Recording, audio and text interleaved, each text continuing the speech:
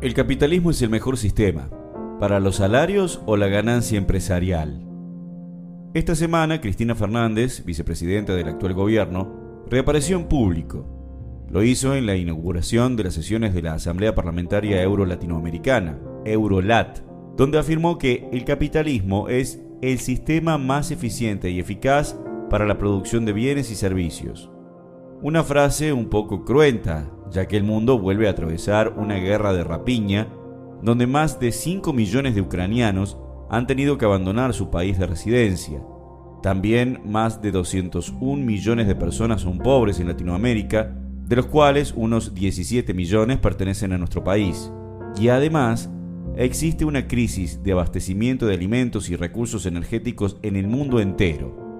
Sin embargo, la vicepresidenta y líder política del espacio que encarna el ala izquierda del gobierno del Frente de Todos, se empecina con su propaganda a favor de un sistema que es la causa de todos los dramas sociales y económicos que soporta el mundo. En este artículo no vamos a ahondar sobre el derrotero del capitalismo a nivel mundial, sino sobre la situación de los trabajadores argentinos bajo la administración del capitalismo argentino en manos del binomio de los Fernández. Menos salarios, más tasa de ganancia.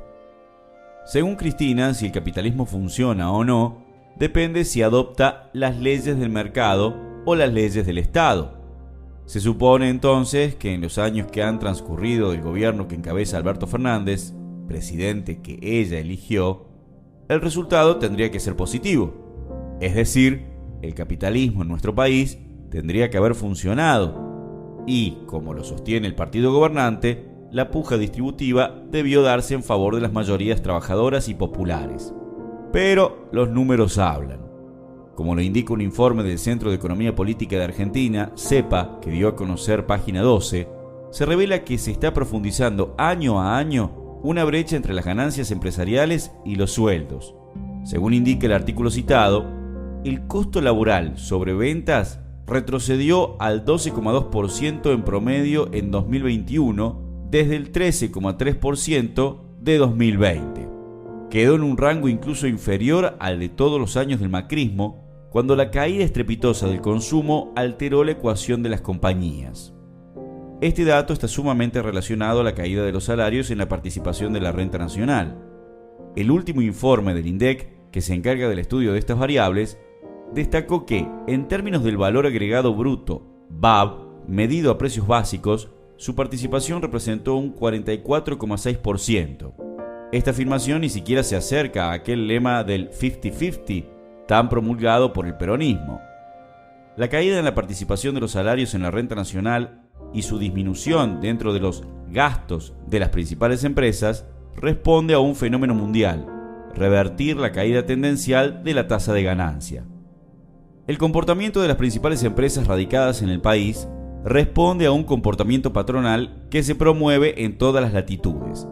La disminución del costo salarial para las principales empresas que remarca el artículo mencionado de Página 12, Arcor, Molinos, Aluar, Newsan, Sociedad Comercial del Plata y Carrefour, es de las únicas medidas contrarrestantes al fenómeno aludido. En el caso del capitalismo argentino, para efectuar la degradación de los salarios, también se pone en juego el fenómeno inflacionario, los aumentos de precios. Así lo recalcan desde la CELAC al expresar que entre 2020 y 2021 la masa salarial aumentó 42%, los precios escalaron 52% y la ganancia empresarial 75%. En síntesis, el estatismo promovido por CFK no ha servido de nada para revertir las desigualdades intrínsecas al sistema capitalista. Más bien, si uno hace una revisión de estadísticas de años pasados, se han intensificado. Y lo más preocupante para quienes viven de su salario es que la ofensiva de las empresas no ha tenido su punto cúlmine. El nuevo acuerdo con el FMI, que funcionó como legalización de la estafa macrista, es un eslabón más para la explotación de los trabajadores argentinos. Un Estado presente para el empresariado. Mientras los salarios se han visto vapuleados, las ganancias empresariales han vivenciado un incremento extraordinario. Lo que la vicepresidenta alude como presencia del Estado en el capitalismo no ha faltado. Aquí vale hacer una aclaración. La presencia del Estado siempre es en resguardo de las relaciones sociales de producción actuales, ya que el aparato estatal, para quienes nos reivindicamos marxistas, no es más que un instrumento de dominación económico, legal, cultural y de demás aspectos. Para ser más ilustrativos con esta afirmación, podemos sostener lo siguiente. Mientras vemos cómo la masa salarial en nuestro país sufre una caída importante, desde el ala del gobierno que encabeza CFK se impulsa el Fondo Nacional para la Cancelación de la Deuda con el FMI, un instrumento legal para blanquear capitales fugados y además pagar una estafa como el préstamo stand-by que el macrismo solicitó para financiar su campaña y el tráfico de dólares a paraísos fiscales. El proyecto del oficialismo reza: solo le corresponderá pagar a quienes tengan bienes en el exterior, estén evadiendo impuestos o lavando dinero, y que los alcanzados por este aporte deberán realizar un aporte del 20% de sus bienes no declarados que deberá ser abonado en dólares. Punto número 1. La iniciativa vuelve a legitimar uno de los negocios más importantes de los organismos imperialistas con los países semicoloniales como el nuestro, la deuda externa. Punto número 2.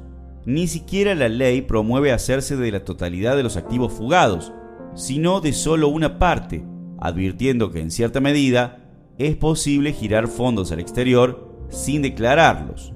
Y por último, no se usa el dinero para responder a las necesidades sociales que ilustran la crisis actual del país. La presencia del Estado, en este sentido, es aquella que también permite que 7 multimillonarios puedan figurar como parte integrante de los magnates mundiales que ranquea la revista Forbes, y al mismo tiempo ubique los salarios mínimos del país en una cifra apenas por encima de los 33.000 pesos, monto que ni siquiera equivale al 50% de la última canasta básica calculada por el INDEC. Más allá del capitalismo, no puede existir nada de efectivo cuando 5 de cada 10 de los niños que viven en Argentina son pobres. El panorama desolador que presenta esta estadística está a las antípodas de lo esgrimido por la vicepresidenta.